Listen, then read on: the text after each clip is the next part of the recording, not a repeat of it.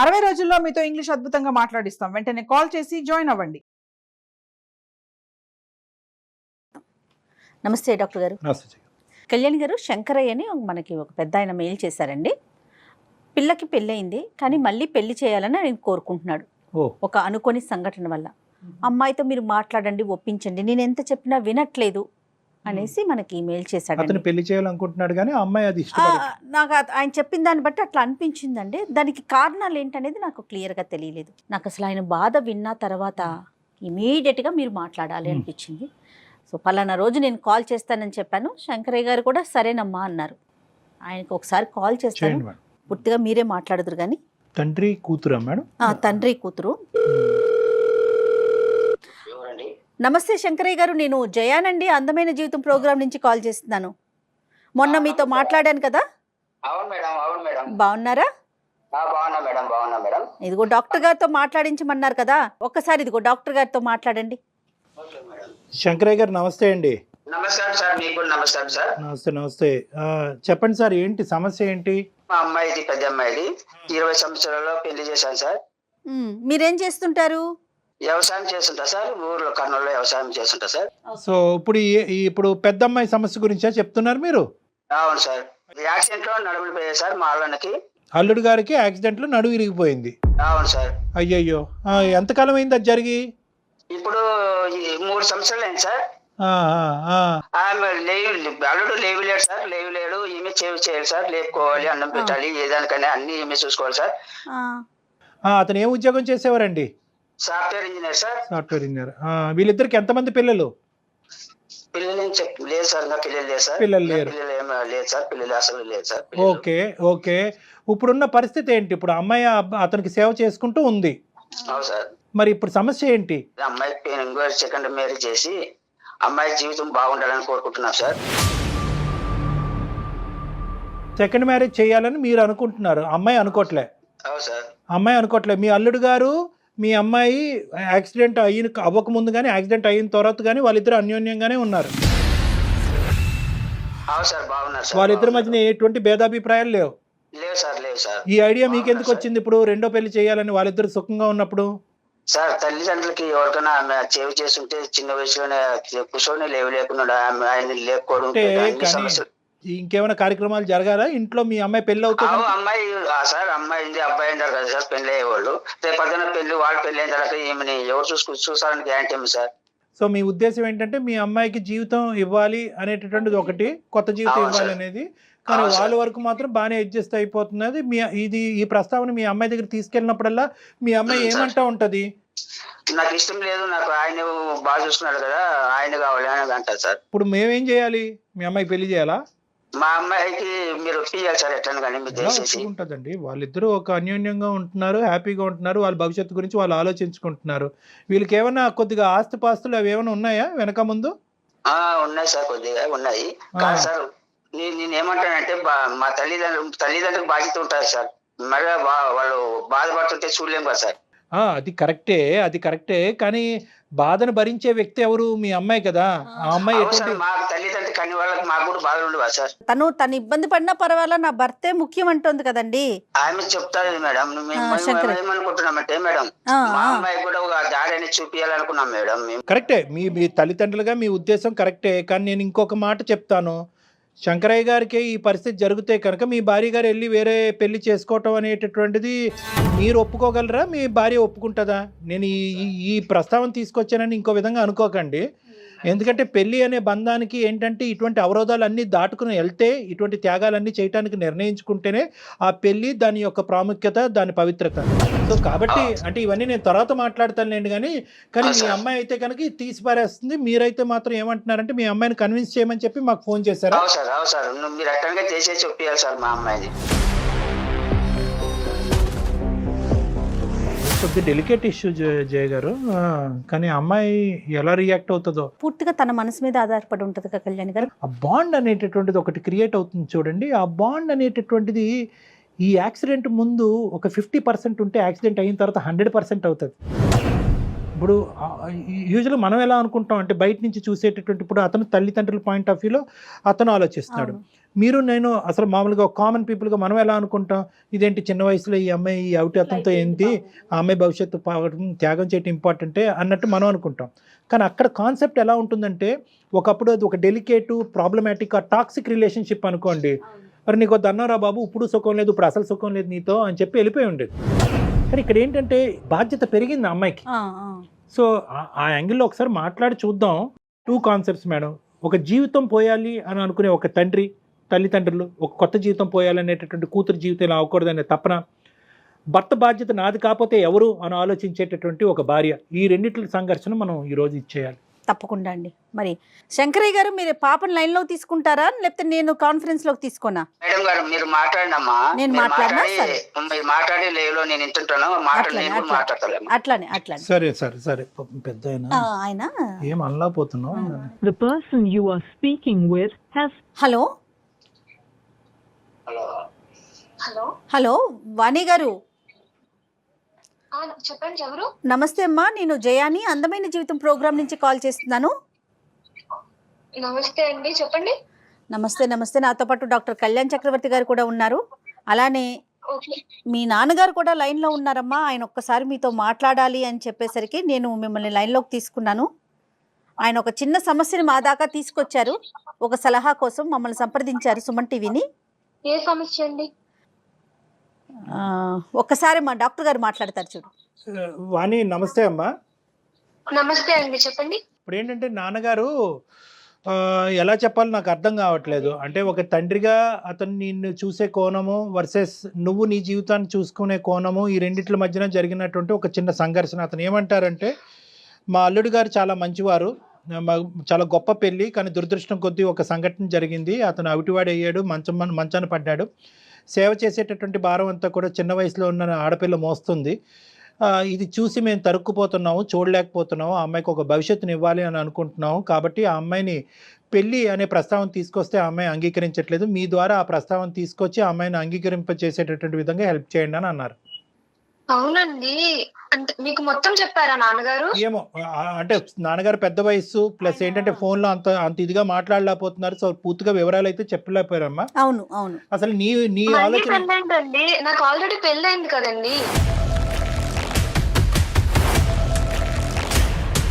అసలు ఏం జరిగిందో చెప్పమ్మా. అంటే మీ పెళ్ళి ఎంతకాలం అయింది, అతనికి ఆ యాక్సిడెంట్ ఎలా జరిగింది? ఏం లేదండి, నేను చదువుకుంటానన్న వయసులోనే చిన్న వయసుకే 20 ఏళ్ళకే పెళ్లి చేసేసారు నాన్నగారు.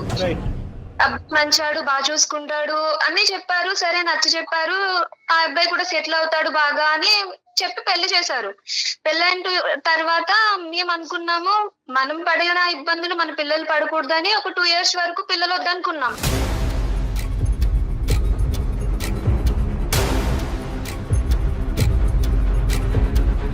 మేమంటూ కొంచెం ఫినాన్షియల్ గా సెటిల్ అయిన తర్వాత పిల్లల్ని కందాం ప్లాన్ చేసుకుందామని. మేబీ ఇంకా త్వరగానే మేము సెటిల్ అయ్యాము. 2 years లో బాగా సంపాదించుకున్నాము. అంత వెల్ సెటిల్డ్ హోమ్ తీసుకున్నాము, కార్ తీసుకున్నాము. మనకు ఇప్పుడు పిల్లల్ని చూసుకునే పొజిషన్ వచ్చింది అని ప్లాన్ చేసుకుందామని హనీమూన్ ప్లాన్ చేసుకున్నాం. అన్ఎక్స్పెక్టెడ్లీ సో మేము వెళ్ళిన టైం బాగాలేదు, నా రాత బాగాలేదు, మొత్తానికి యాక్సిడెంట్ అయ్యింది.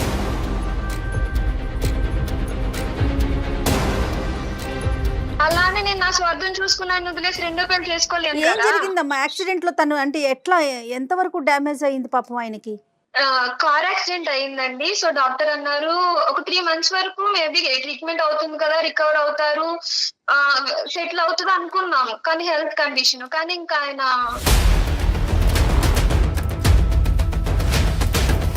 అంటే ఇప్పుడు ప్రస్తుతం ఎలా ఉన్నారమ్మా? మంచం మీద ఉన్నారా? అతని పని అతను చేసుకుంటారా? యూరినరీ అండ్ మోషన్ రిఫ్లెక్సెస్ చేసుకోవట్లేదండి. పని చేసుకోవట్లేదు. ఇంకా అతను పిల్లలు అనడానికి మీకు వీలు అవ్వదని చెప్పేశారు డాక్టర్స్. పిల్లలు కంటానికి ఓకే అమ్మా. పిల్లలు లేకపోవటం అనేది కావాలంటే మీ ఇద్దరు మనసులు పెద్దవైతే కనుక దత్తత అన్న చేసుకోవచ్చు పిల్లల్ని. అది కాదు ఇక్కడ. అతని యొక్క సర్వీస్ ఎవరు చేస్తున్నారు? అతనికి సంబంధించినటువంటి సేవలు ఎవరన్నా మనిషిని పెట్టుకున్నారా? మీరే చేయాలా? యూరిన్ కానీ మోషన్ కానీ బట్టలు స్నానం చేస్తానండి. నా భర్త కదా, నేను బయట వాళ్ళతో ఎందుకు చేయిస్తానండి? ఇప్పుడు పెళ్లిలో ప్రమాణాలకు అర్థమే ఉంది నేను వేరే వాళ్ళతో చేయిస్తే. Right as long as you're happy అమ్మ, నువ్వు హ్యాపీయే కదా. అంటే ఆ పనులు చేయటంలో ప్రస్తుతం అయితే కనుక నీ వయసు బట్టి అవనియండి, నీ ఓపిక బట్టి అవనియండి, మీరేం అలసిపోలేదు కదా. నేనైతే అసలు నాకు నిజం చెప్తున్నాను కదండి, ఆయన ఆ 2 years లో మేము హ్యాపీ సెటిల్ అవ్వాలనుకున్న 2 years లో నన్ను కాలు కింద పెట్టకుండా రాణిలో చూసుకున్నారు. మొత్తం స్ట్రగుల్స్ అన్ని ఆయనే ఫేస్ చేశారు. ఇంత ఇబ్బంది కూడా ఆయన నన్ను ఫేస్ చేయనివ్వలేదు అనమాట. నేను అయ్యో సెటిల్ కాలేని వాడిని చేసుకున్నాను, ఇన్ని ఇబ్బందులు పడుతున్నాను, మేబీ మా నాన్న చూసిన వాడు తాగుబోతాడు అయ్యుండి ఇలాంటి పొజిషన్ కి వచ్చి ఉంటే నేను వదిలేసి వేరే పెళ్లి చేసుకునేదాన్నేమో. కానీ ఆయన నన్ను రాణిలా చూసుకున్నారు. నా స్వార్థం నేను చూసుకున్నప్పుడు వచ్చాను ఆయనకి కష్టం వచ్చిందని. ఆడది పెళ్లి చేసుకున్నది శారీరక సుఖం కోసమా, పిల్లల కోసమా? పిల్లలంటే వేరే పెంచుకోవచ్చు, బోల్డని పద్ధతులు ఉన్నాయి. ఆయన తోడు కోసం పెళ్లినాటి ప్రమాణాలనే ఇంక మర్చిపోవాలి నేను. ఓకే ఆయన కష్టం వచ్చింది, నేను వదిలేసి వచ్చేయాలి, నా సుఖం నేను చూసుకోవాలి అని వచ్చిందంటారా చెప్పండి? మరి మీ నాన్నగారు ఎందుకు ఇలా ఆలోచిస్తున్నారు? ఇప్పుడు ఒక తండ్రిగా ఆయనకు ఉండే బాధ ఆయనకు ఉంటదండి. నేను ఆయన బాధని తప్పు పట్టట్లేదు. వేరే పెళ్లి చేసుకోమండలో ఆయన బాధ కనబడుతుంది, రేపు అన్న రోజు నన్ను ఎవరు చూసుకుంటారని. కానీ నా భర్తను ఎవరు చూసుకుంటారు? నేను వేరే పెళ్లి చేసుకుని వెళ్ళిపోతే అసలు నేను వేరే పెళ్లి చేసుకునే ఆలోచన కూడా లేదండి. నేను చాలా హ్యాపీగా ఉన్నా నా భర్తతో. అయినా నేను కష్టం అనుకుని చేయట్లేదండి, అది ఇష్టం అనుకుని చేస్తున్నాను. ఇప్పుడు నేను కన్న పిల్లలైనా చిన్నప్పుడు నేను ఎలా చూసుకోవాలి వాళ్ళని, ఇవన్నీ సేవలు చెయ్యాలి కదా. 2 years అయినా 10 years అయినా 20 years అయినా ఎంతకాలం అయినా కూడా అతను సేవ్ చేసుకుంటూ అలా ఉండిపోతానని అంటున్నావు. అతను సేవ చేసుకుంటానే బ్రతుకుతానండి. ఇప్పుడు భర్త లేని ఆడవాళ్ళు చాలా మంది ఉన్నారు. భర్త ఇలా మంచాన్ని పడిన ఆడవాళ్ళు వేరే పెళ్లి చేసుకుంటారేమో కొంచెం మంది. నాకైతే అది తప్పని అనిపించదు. వేరే పెళ్లి చేసుకోవాలన్న ఆలోచన లేదు. నా భర్తకు సేవ చేసుకోవడం నాకు ఇష్టం. నీతో మాట్లాడుతుంటే అసలు ఎటువంటి స్వార్థం లేకుండా మాట్లాడినటువంటి ఒక గొప్ప స్త్రీని కనిపిస్తున్నావు, వినిపిస్తుంది. నెంబర్ 1. నెంబర్ 2 ఏంటంటే కనుక అసలు ఎక్కడ కూడా నీ గురించి నువ్వు ఆలోచించవు. నీ వయసు చిన్నది. అసలు 10-15 years పాటు ప్రయాణం చేసిన ఒక భర్త గురించి మాట్లాడినటువంటి గొప్పగా మాట్లాడుతున్నావు అంటే కనుక అతను నిన్ను ఎంత గొప్పగా చూసుకున్నాడు ఆ 2 yearsలో. ఎందుకంటే చదువుకోవాల్సినటువంటి దాన్ని చిన్న వయసులోనే నన్ను పెళ్లి చేశారు అంటే కనుక ఎంత కాదనుకున్నా పెళ్లిలోకి డిసప్పాయింట్మెంట్తోనే ఎంటర్ అయ్యావు. కానీ ఆ డిసప్పాయింట్మెంట్ తీసేసి నీకు ఒక కొత్త జీవితాన్ని ఇచ్చి ఈరోజు అతని జీవితాంతం అలా మంచం పడి ఉన్నా కూడా I'm ready to take the burden అని నువ్వు అని అంటున్నావు అంటే కనుక చాలా గ్రేట్ అమ్మా. చాలా గొప్పగా అనిపిస్తుంది, గర్వంగా కూడా అనిపిస్తుంది. నువ్వు వేరే పెళ్లి చేసుకొని అంటారు ఆయన. నేను ఆయన ఉండి చేసుకోనేమో అని ఆయన సూసైడ్ కూడా చేసుకోవడానికి ట్రై చేశారు. కాపాడుకున్నాను కాబట్టి సరిపోయింది. నాకు ఆయన లేకపోతే నేను చచ్చిపోతాను. ఆయన కంటే ముందు నేను చచ్చిపోతాను ఆయన లేకపోతే. శంకరయ్య గారు, మరి ఇప్పుడు పరిస్థితి ఎలా ఉంది? ఇక్కడ మేము మాట్లాడేది ఏంటో నాకు అర్థం కావట్లేదు శంకరయ్య గారు. ఇప్పుడు ఆ అమ్మాయి చాలా స్ట్రాంగ్ గా ఉంది, చాలా గంటపదం మాట్లాడుతుంది ఆ అమ్మాయి. ఏంటంటే వాళ్ళిద్దరి మధ్యన బాండింగ్ బ్రహ్మదేవుడి దిగి వచ్చిన విడదీయలేడు అనే విధంగా మాట్లాడుతుంది. మీరు నేను ఏమాత్రం అవును సార్, మాకు కూడా తల్లిదండ్రులకనే ఒక ప్రేమ అనేది ఉంటది కదా సార్. అమ్మాయిని కూడా మంచిగా చూసుకున్న వానికి ఒకటి మంచి వానికి ఇచ్చి మళ్ళీ బాగా జీవితం బాగుండాలని కోరుకుంటాం సార్ మేము కూడా. అంటే ఇప్పుడు ఇతను చెడ్డవాడయ్యాడా? యాక్సిడెంట్ అయిన తర్వాత మీరు ఒక మంచివాడిని తీసుకొస్తానంటున్నారు. మరి ఇప్పుడున్న మీ అల్లుడిని మంచివాడనే కదా ఇంతకు ముందు పెళ్లి చేశారు. యాక్సిడెంట్ అయిన తర్వాత చెడ్డవాడయ్యాడా? సార్ పోయినంత కాలం సేవ్ చేసుకుంటా ఎన్నాళ్ళు ఉంటారు సార్ ఆయనకి. అవునండి, ఒకసారి కన్యాదానం చేసిన తర్వాత పూర్తి బాధ్యత భర్తది. ఆయన నాకు తండ్రి తల్లి అన్ని. నేను ఆయన వదిలైతే రాను, వేరే పెళ్లి చేసుకోను. కావాలంటే వీళ్ళని వదిలేసుకుంటాను. కానీ కాదమ్మా, నేను మీ మంచి కోరికే కదమ్మా చెప్పేది. నేను కూడా నా మంచి కోరిక ఏంటో నాన్నగారు, మొత్తం అన్ని ఆయన నాకు సెటిల్ చేసి పెట్టాడు. నేను బయటికి వెళ్ళి కష్టపడాల్సిన అవసరం లేదు. ఆయన జాబ్ చేస్తున్నారు. ఇప్పుడు ఆయన పని చేయండి మాకు అంత అవసరం. నేను ఆయన సేవ చేసుకుంటాను, ఆయన నన్ను చూసుకుంటాడు. మాకు ఎలాంటి ప్రాబ్లం లేదు. మేము చాలా హ్యాపీగా ఉన్నాం ఇప్పుడైనా. అవునమ్మా, రేపు జరిగే పరిస్థితుల్లో ఏమైనా తారుమారు ఏదైనా పరిస్థితులు జరగడానికి జరిగాయి అప్పుడు ఎవరు చూసుకుంటారమ్మా? ఇప్పుడు మీ తమ్ముడు చూసుకుంటారా, మీ చెల్లెలు చూసుకుంటారా? రేపు జరగడానికి మేము లేకుండా అయిపోతాం అనుకో, అప్పుడు పరిస్థితులు ఎలా ఉంటాయమ్మా? అప్పుడు ఒకసారి ఆలోచన చేసుకోమ్మా నువ్వే. కాదమ్మా, రోజులు ఎలా ఉన్నాయంటే పొద్దుట ఆఫీస్ కి వెళ్తే సాయంత్రానికి తిరిగి వస్తున్నామో లేదో కూడా తెలియట్లేదు నాన్నగారు. అలాంటిది రేపటి భవిష్యత్తు గురించి ఆలోచించి ప్రస్తుతం ఉన్న మా ఆయన నేనెందుకు వదిలేసి ఇంకొక పెళ్లి చేసుకోవాలి? ప్రతి ప్రశ్నకి సుఖంగా సంతోషంగా ఉన్నా. ప్రతి ప్రశ్నకి సమాధానం మీరు ఇంకొకసారి ఇలా పెళ్లి గురించి మాట్లాడేలా కాల్ చేయొద్దు. నాకు మీతో అమ్మ నాన్న అనే సంబంధం కూడా పెంచుకుంటాను నేను.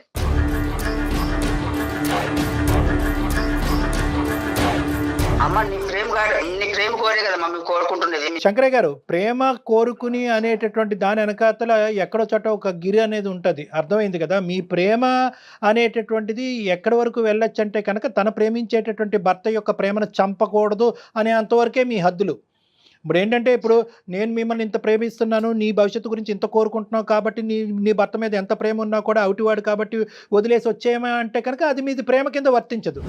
ఎందుకంటే మీ ప్రేమ అనేటటువంటిది ఆ అమ్మాయి ప్రేమ, తన భర్త మీద ఉండే ప్రేమను అర్థం చేసుకున్నప్పుడే దానికి విలువ, వాల్యూ. సో ఇక్కడ నేను సార్ మీరు ఎట్లైనా దయచేసి ఒప్పియండి సార్, ప్లీజ్ సార్. అది పద్ధతి కాదు. నాశనం అయిపోతుంది సార్. లేలే శంకరయ్య గారు, మీరు ఏంటంటే కనుక ఈ ఎల్లకాలం రోజులు ఇలాగే ఉండవు. రేపొద్దున ఏదైనా జరగరాంది అతనికి జరిగితే కనుక దానికి కూడా అమ్మాయి ప్రిపేర్ అయ్యి ఉంది. జరగరాంది ఏదో జరుగుతుంది అనేటటువంటి ఆలోచనతో, ఏదో జరుగుతుంది అనే ఉద్దేశంతో అతన్ని ఈ రోజే చంపేయటం అనేది అమ్మాయికి ఇష్టం లేదు. అతనే అంటున్నాడంట, నువ్వు వెళ్ళి సుఖపడి అప్పటి వరకు ఉండాలి కదా సార్. కాదు సార్, మేము అప్పటి వరకు కూడా దేవుడు ఉంచుతాడని గ్యారంటీ ఏమో సార్. ఒక 5 చేతిలో మంచి వాడి చేతిలో పెట్టిపోదామనే ఆలోచన మాకుంది సార్. ఎప్పుడు ఆయన సేవ్ చేసుకుంటే నన్ను మంచిగా చూసుకోకుండా డైలీ వచ్చి కొడితే అప్పుడు నేను ఎలా బాధపడాలి? వాడిని నన్ను పట్టించుకోకపోతే? అమ్మ అన్ని అట్లా అనుకుంటే ఎట్లయితుందమ్మా? అది అట్లా అనుకుంటే ఎట్లుంటది చెప్పు. ఇప్పుడు భర్తకి ఇలాగయ్యి వదిలేస్తే కనుక నువ్వు వేరే పెళ్లి చేసుకో, కష్టంలో వదిలేసి వచ్చేయచ్చు అని కూడా ప్రమాణం చేయించాల్సింది. మరి ఆ ప్రమాణం ఎంత చేయించలేదు?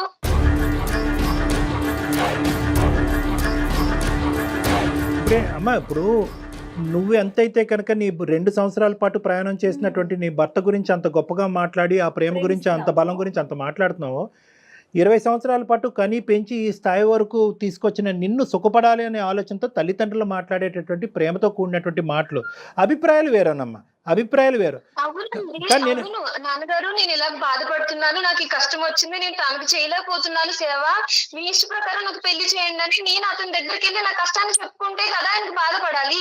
నేను చాలా సుఖంగా ఉన్నాను, చాలా సంతోషంగా ఉన్నాను, నా భర్త నాతో మాట్లాడితే చాలు, మేము కలిసి నవ్వుకుంటే చాలు, నాకు ఇంకేం అవసరం లేదు, నాకు నా భర్త ఉంటే చాలు అని నేను అంటున్నానండి. నీ సంతోషాన్ని, సుఖాన్ని నువ్వు ఒక విధంగా డిఫైన్ చేస్తున్నావు, ప్రపంచానికి ఒక విధంగా కనిపిస్తుంది. అందులో మీ తల్లిదండ్రులు కూడా ఒక భాగమే. అంటే ఏంటంటే, సేవలు చేసుకుంటూ కింద మీద పడుతూ నీ జీవితం లేకుండా అనేటటువంటి విధంగా ఒకటి ఆలోచించేది. రెండోది ఏంటంటే, రేపొద్దున ఏదన్నా జరగరాంది జరిగితే కనుక మా అమ్మాయి అప్పుడు మేము బతుకుండాలి కదా, అప్పుడు మా అమ్మాయి పరిస్థితి ఏంటని. అంటే తల్లిదండ్రుల పాయింట్ ఆఫ్ వ్యూలో వాళ్ళు ఆలోచిస్తున్నారు, నీకు ఒక సలహా సూచన ఇచ్చారు, ఆ సలహా సూచన నీకు నచ్చకపోతే, ఆ అభిప్రాయం నీకు నచ్చకపోతే అది ససేమిరా వద్దు నాన్న అని చెప్పండే. కానీ ఈ ఆలోచన నీ బ్రెయిన్లో ఇంప్లాంట్ చేసేటటువంటి ప్రయత్నం చేస్తున్నారు. కాబట్టి మీరు ఎటువంటి తల్లిదండ్రులు ఇలా చేసేటట్టయితే కనుక నేను మరోసారి ఫోన్ ఎత్తను అంటే కనుక అది పద్ధతి కాదమ్మా. అంటే నేను అనేది ఏంటంటే, నువ్వు చేసుకునేది అది నీ రైటు. నీ భర్త ఎలా ఉన్నా కూడా నువ్వు హ్యాపీ, నువ్వు నీ భర్త హ్యాపీగా ఉన్నారని అనుకుంటున్నావు, ఆ సేవలోనే నువ్వు దైవ కార్యక్రమాన్ని నువ్వు చూసుకుంటున్నప్పుడు you go ahead, no problem. కానీ దయచేసి ఏ యాంగిల్లో వచ్చి ఏ విధంగా నీ తల్లిదండ్రులు ఒక ప్రేమతో వచ్చి మాట్లాడుతున్నారో వాళ్ళని మొత్తం దయచేసి మిస్అండర్స్టాండ్ చేసుకోవద్దమ్మా. అర్థమైంది కదా? అవును సార్, కానీ నేను ఎప్పుడు నా తల్లిదండ్రులు మిస్ అవుతున్నాను, పెళ్లి చేసుకుని వచ్చాను, నాకు నాన్నని చూడాలని ఉంది, అమ్మని చూడాలని ఉంది, నా పుట్టింటికి వెళ్ళాలని ఉంది అని నాకు ఎప్పుడు అనిపించలేదు. నన్ను అంత బాగా చూసుకున్నారు, వీళ్ళకంటే బాగా చూసుకున్నారు నన్ను ఆయన. అదే నాకు అర్థమవుతుందమ్మా. ఎటొచ్చి ఏంటంటే, ఇప్పుడు నీకేంటంటే నీ భర్త యొక్క మనసు కనిపిస్తుంది, ప్రపంచానికి మీ తల్లిదండ్రులకి ఏంటంటే అక్కడ ఉండేటటువంటి ఫిజికల్ ప్రాబ్లం నువ్వు పడేటటువంటి కష్టం కనిపిస్తుంది. వాళ్ళది తప్పు లేదు, నీది తప్పు లేదు, అర్థమైందా? కానీ at the end of the day నువ్వు ఇంత బలంగా కోరుకుంటున్నావు కాబట్టి నా చావో రేవో నాకు అంతా ఇక్కడే, నా భర్తతోనే అన్నీ, నేను ఏ కార్యక్రమం చేసినా కనుక అందులో కష్టాన్ని చూడట్లేదు, ప్రేమని సంతోషాన్ని చూస్తున్నాను నువ్వు అంటున్నావు. కాబట్టి ప్రపంచం అంతా కూడా ఏకమై నీకు వ్యతిరేకంగా వచ్చినా కూడా నిన్నేమీ చేయలేదు, మార్చలేదమ్మా. శంకరయ్య గారికి ఒక్కసారి చెప్పండి. కళ్యాణ్ గారు, శంకరయ్య గారు సార్ చెప్పండి సార్. దీన్ని ఇక్కడితో ఆపేద్దాం. ఎందుకంటే కనుక ఇప్పుడు ఆ అమ్మాయి అక్కడ భర్తను వదిలేయటం అనేటటువంటిది జరగనటువంటి పని, ఇంకో పెళ్లి జరగటం అనేది డబల్ ఇంపాసిబుల్.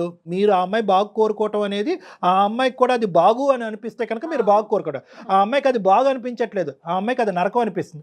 మూడో అంశం చెప్తాను వినండి. ఆ అమ్మాయి మీ అల్లుడు గారిని వదిలేసి రావటం అనేది జరగదు. ఇంకో పెళ్ళి అంటారా, అది మీరు కల్లో కూడా ఊహించుకోవద్దు. మీరు ఇది రబ్బర్ బ్యాండ్ లాగా ఇలా సాగ తీసుకుంటూ పోతే రబ్బర్ బ్యాండ్ కూడా తెగుతుంది, మీ ఇద్దరి మధ్యన బంధం తెగిపోయే అవకాశం ఉంది. ఆ అమ్మాయి అంది ఇంకో ప్రస్తావన మళ్ళీ ఇంకోసారి ఈ ప్రస్తావన తీసుకొచ్చావంటే కనుక నీ ఫోనే ఎత్తను, నాకు అమ్మ నాన్న లేరు, నా భర్తే చాలు అనేటటువంటి పదాలు ఆ అమ్మాయి వాడుతుంది. అంటే దాన్ని బట్టి ఏంటంటే మీకు ఇచ్చేటటువంటి గౌరవం తగ్గించడం, మీ మీద ప్రేమ చంపించుకోవటం కాదు, కానీ ప్రేమ అనుకుంటూనే వచ్చి మీరు వాళ్ళ ప్రేమని ఇచ్చేస్తున్నారనేటటువంటి బాధతో ఎక్కడ ఆ అమ్మాయి బ్రెయిన్ వాష్ అయిపోయి రేపొద్దున ఆ భర్త దగ్గర నుంచి దూరం అయిపోద్ది అనే అభద్రతలో ఆ అమ్మాయి ఉంది. కాబట్టి ఈరోజు మీ పరిధిలో మీరు ఉండండి, నాకు నచ్చినటువంటి పని నా చేత బలవంతంగా చేయకండి అని చెప్పి 1కి 100 సార్లు ఆ అమ్మాయి చెప్తుంది. కాబట్టి ఈ ప్రస్తావన ఇక్కడతో వదిలేసేయండి. దయచేసి మీరు అర్థం చేసుకోండి. మీరు ఇదేంటంటే సరే సార్, మా అమ్మాయి మా అబ్బాయిని చిన్న అమ్మాయి అబ్బాయిని చూసుకొని ఉంటాం కదా సార్, ఎట్లా ఏం చేస్తాం సార్, మళ్ళీ అమ్మాయి ఒప్పుకోకపోతే సార్. సరే సార్, అంతే ఎవరి ఇష్టం వాళ్ళది సార్. పిల్లలు కనగాలని కానీ వాళ్ళ భవిష్యత్తుని కానీ వాళ్ళ జాతకాలను కానీ మనం రాయలేం కదా. సో ఇక్కడ ఏంటంటే ఆ అమ్మాయి అది కోరుకుంటుంది, దాంట్లోనే ఆ సంతోషాన్ని చూసుకుంటుంది. So beat. ఇంకా మీ అమ్మాయి వచ్చి తలనెత్తి నోరు బాదుకుని నాన్న నా జీవితం ఇలా అయిపోయిందంటే కనుక అప్పుడు వేరే విషయం. ఇప్పుడు మీరు కీడించి మేలించాలన్నట్టుగా రేపొద్దున్న ఏదన్నా జరిగితే అంటున్నారు కదా, జరిగినప్పుడు చూద్దాం. ఇప్పుడు మనం ఎట్లా చెప్పగలుగుతాం? రేపు జరగబోయే సుఖం గురించి ఇప్పుడు ఉండేటటువంటి నరకాన్ని అనుభవిస్తారా వాళ్ళిద్దరు? కాదు కదండి. ఇప్పుడు నరకాన్ని అనుభవించమంటారా విడిపోయి? అది కరెక్ట్ కాదు. సో రేపు పొద్దున ఏదైనా సమస్య వస్తే కనుక అప్పుడు సంగతి అప్పుడు చూద్దాం. అర్థమైంది కదా? రైట్ అమ్మా, థ్యాంక్ యూ సో మచ్ వాణి. కానీ ఆ అమ్మాయి చిన్న వయసు అయినా ఎంత స్ట్రాంగ్ గా మాట్లాడుతుంది కళ్యాణి గారు. అంటే అదే నేను చెప్తున్నానమ్మా, ఆ అమ్మాయికి హ్యాట్స్ ఆఫ్. ఇందాక చెప్పినట్టుగా ఏంటంటే పెళ్లిలో ఉండే పవిత్రతని చాలా చిన్న వయసులో అర్థం చేసుకుంది. ఇష్టం లేకుండా కష్టమైనా కూడా పెళ్లిలోకి ఎంటర్ అయిన తర్వాత పెళ్లి యొక్క విలువ, అంటే పెళ్లి యొక్క పవిత్రత, పెళ్లి యొక్క వాల్యూ అది మేడం. అంటే ఏంటంటే there is a bonding and relationship. అది ఒకటి. నేను కోరుకునేది ఏంటంటే ఈరోజు తండ్రిగా అతను ప్రార్థన చేయాలన్నా మన సుమన్ టీవీ అనేది అంత మంచి వ్యక్తికి కలకాలం ఒక మంచి జీవితం రావాలని కోరుకోవాలి. ఇదే ఓర్పు, ఓపిక, సహనం జీవితాంతం ఉండాలని. ఎందుకంటే చిన్న వయసులో ఉండే సహనం, ఓపిక రేపొద్దున పెద్ద వయసు వచ్చిన తర్వాత ఉంటుందా ఉండదా అనేది మనకు తెలీదు. అయినా కానీ ఉండేటట్టుగానే ఆ అమ్మాయి ఒక మాట తీరు, పద్ధతి, వ్యవహారం అనిపిస్తుంది. కాబట్టి ఖచ్చితంగా వాళ్ళిద్దరి జీవితాలకి మంచి ఆయుష్ పోస్తాడు భగవంతుని ప్రార్థిస్తున్నాం. తప్పకుండా అండి. Thank you so much Kalyan గారు. నమస్తే అండి. నమస్తే.